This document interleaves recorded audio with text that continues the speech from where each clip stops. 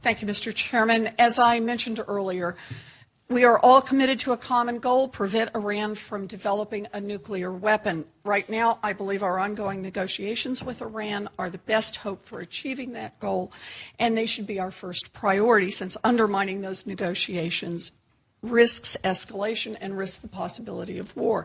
Now, Congress would gladly give our negotiators more leverage in these talks, but the President has repeatedly stated that if Iran violates the interim deal or if the talks fall apart, he will immediately call for new sanctions, and we know that Congress would be ready to add more immediately. So, Deputy Secretary Blinken, I just want to be clear on this point.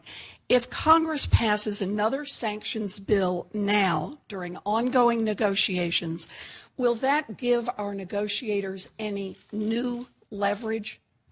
In our judgment, no. Thank you. I agree, and I just don't see the upside to passing a bill now. So let's talk about the downside. Deputy Secretary, let's be clear on this one. Would passing a sanctions bill now strengthen or weaken hardliners inside the Iranian government who are hoping to blow up the negotiations? We would be concerned that the passage of new sanctions now would reinforce the hand of hardliners and weaken the hand of more pragmatic elements who are trying to get to an agreement. Thank you. We also need to consider the impact of a sanctions bill on our international partners, as you've mentioned earlier.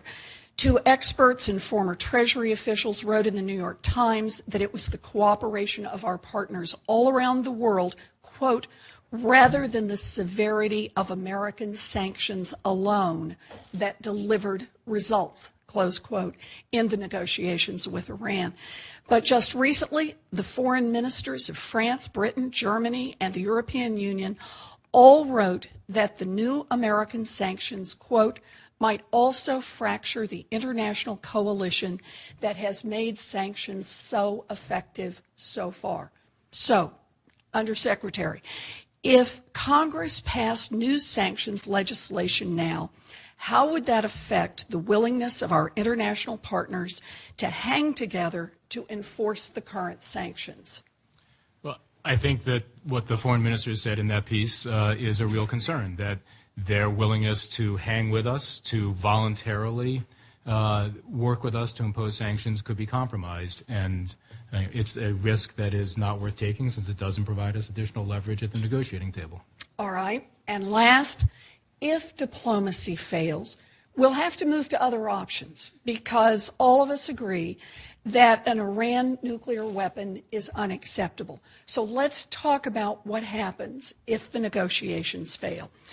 If the United States had passed new sanctions legislation before that happened, would it be easier or harder for us to maintain an international coalition to work together to keep Iran from getting a nuclear weapon?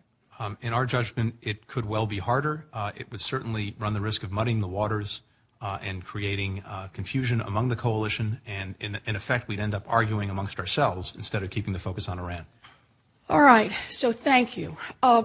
We have every reason to be skeptical about the Iranian government, and I think that's been made clear today. But our number one goal is to prevent a nuclear-armed Iran.